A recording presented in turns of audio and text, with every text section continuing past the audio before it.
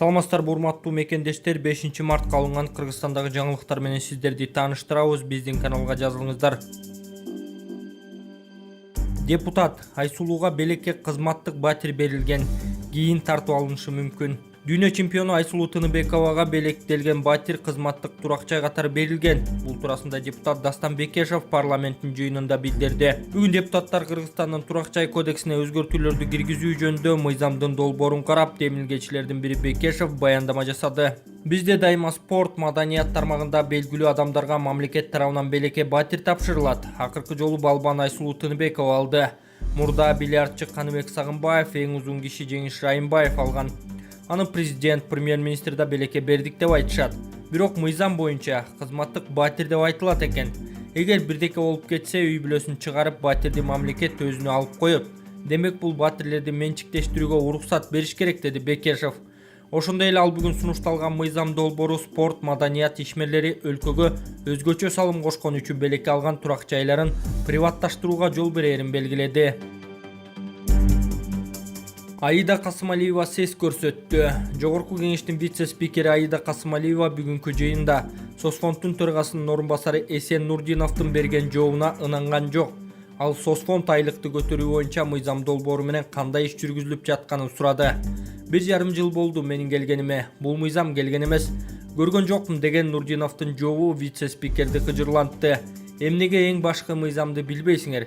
Келген эмес, көргөн эмес деп сиз билбесеңиз өзүңүзгө алсаңыз, мага комментарий бербеңиз. Мугалимдер боюнча иш-чаралар тууралуу так суроого так жооп берип койсоңуз, акыл үйрөтпөстөн деп сес көрсөттү вице-спикер Аида Касымалиева. Апрель революциясынын расмий логотиби тандалды. 2010-жылы өткөн апрелдик элдик революциясынын расмий логотиби тандалды.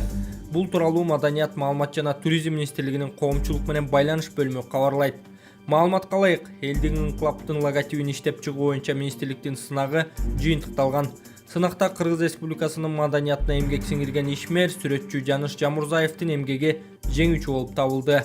Логотип революцияга арналган бардык расмий иш-чараларда колдонулат деп айтылат маалыматта.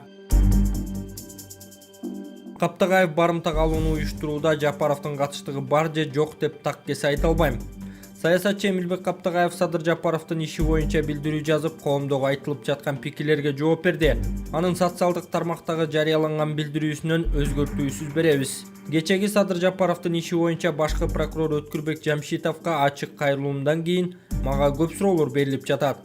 Садыр менен өз ара мамилем, ага карата көз карашым боюнча. Кай бирлери мага эки жүздүүлүк боюнча айыпта коюшууда. Мурдага карата башка сөз айтып, азыр башка айтып жатасыз дегендей. Жаңылыш айтып алышым мүмкүн, калпыз сүйлөп алышым мүмкүн. Бирок Кудай алдында дагы, өз абийирим алдында дагы так кесе айталам. Өмүрү эки сүйлөп эки жүздүүлүк кылган эмесмин. Бирөөлөргө кара санатайлык кылып, курлай жалаада чапкан эмесмин. Ошондуктан бул жерге өз позициямды ачык, так жазып коюуну туура көрдүм. Өзүңөр окуп, өзүңөр таразалап алсаңыздар деп ишенем. Биринчиден Садыр Жапаров менен мамилем өтө татаал эле. Каршылаш болуп жүрдүк десем дагы болот. Өз ара эч кандай жеке карым катнашым жок, болгон дагы эмес. Учурунда ал өз китебинде мага карата бир топ ушак жалааларды жазган. Анын жазгандарына карата мен мындан 4 жыл мурда өз позициямды Facebook'та билдиргем. Азыр дагы ошол эле позициядамын, эч нерсе өзгөргөн жок. Ошол учурда эгерде ал жазгандардын фактылары документтер менен далилдей алса, анда мен саясаттан дагы, кызматтан дагы биротоло кетем деп жазгам. Менин ал кайрылуума Садыр Жапаров тараптан эч кандай жооп болгон эмес. Ошол постумдун көчүрмөсүн окуп койдум. Таанышсаңар болот, мурда деле көпчүлүгүңөр аны окугансыңар. Ал маселе боюнча Кудай буйруп Садыр Жапаров түрмөдөн бошоп чыкса, өз ара такташып алабыз деген ойдомун. Садыр Жапаров Бишкекке учуп келген учурда ага карата анын балдары менен жакындарына карата бийлик тарабынан болгон зомбулукка мен дагы наразы болдум.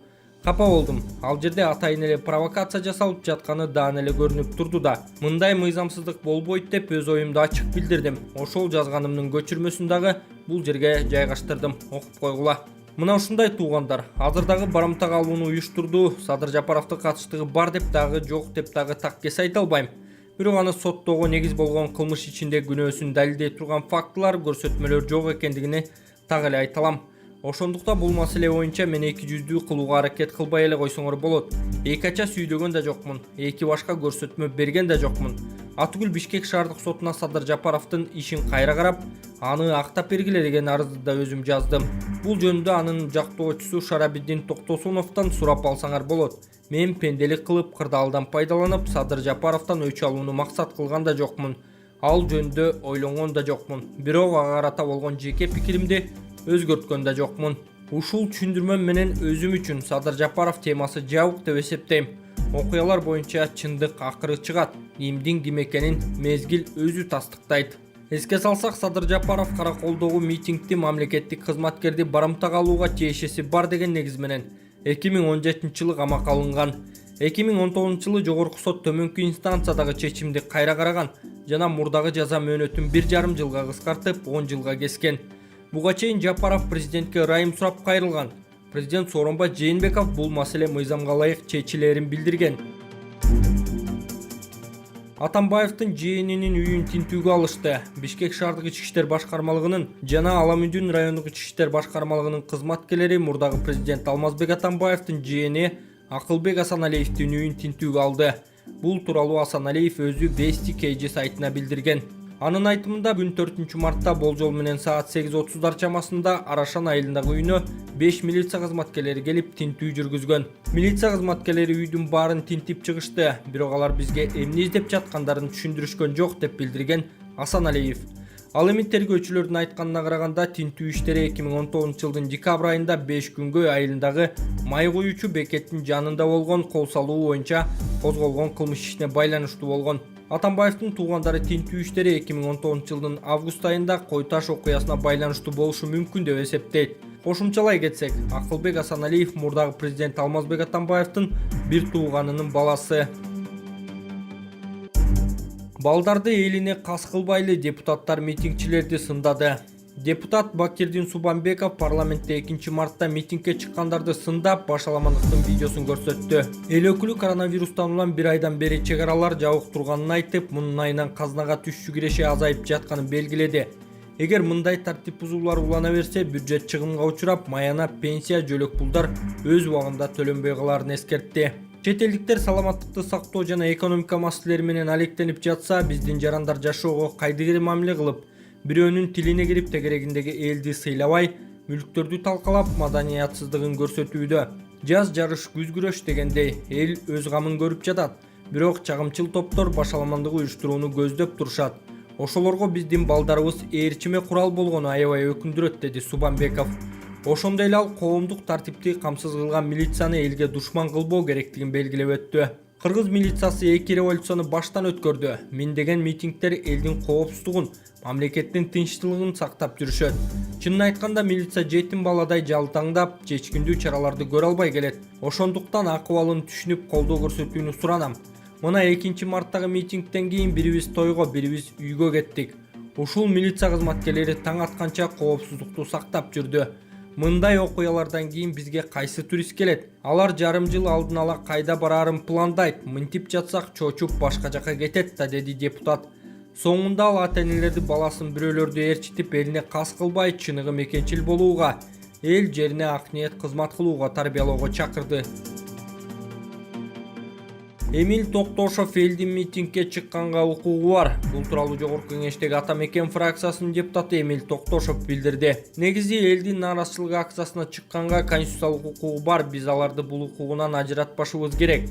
Тыюу салган туура эмес. Мэрия тескерисинче жарандарга түшүндүрүү иштерин туура жүргүзүшү керек. Ал эми 2 мартта өткөн митингде мыйзам бузуулар болду десек болот, дейт Токтошов. Негизи элдин митингге чыкканга конституциялык укугу бар. Биз укуктан ажыратпашыбыз керек.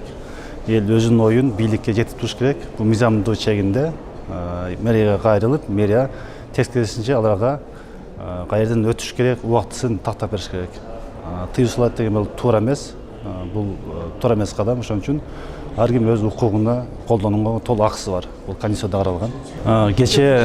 Кечээки 2 мурда мыйзам чын эле мыйзам бузуу менен бүттү митинг.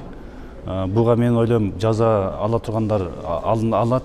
Себеби саат 5тен кийин алар колдоруна таш көтөрүп бийликти алабыз деген мындай үрөндөр менен каттап келишти. Бул мыйзам бузуу болду. Муну тергөөчүлөр өзү аныктайт жана баасын берет. бул мыйзам болду, мындай болбош керек. Митинг деген сөз баягы уруксат берген убакта келип өзүнүн плакаттары менен оюн айтып, ушул жерден баарын айтышып, анан кайра тынчтык түрүндө таркап кетиш. Чек ара кызматындагы жемкорлукту айтып чыккан Талгат Алановго жактоочу табылды. Чек ара кызматындагы жемкорлукту айтып чыккан Талгат Алановду кылмыш шамы уюму жактоочу менен камсыз кылды. Бул тууралуу укук коргоочу Азиза Абдрасулова билдирди. Белгилей кетсек, Талгат Алановго жактоочу жалдоо үчүн социалдык тармакта акча топтоо башталган. Мамлекеттик чек ара кызматынын мурдагы офицери өзүнүн кесиптештери менен соттошууда. Алар өздөрүнүн кадыр баркын колдоп сотко беришкен. Эске сала кетсек, Талгат Аланов чек ара кызматынын жетекчилиги ар бир өткөрмө пунктунан айына 200 000 сомдон топторун айтып чыккан. Ал президент Сооронбай Жээнбековдон жолугушууну суранган. Чек ара кызматынын бир нече офицери сотко кайрылып, Талгат Алановдун ар бирине 100 000 сомдон төлөп беришин талап кылууда.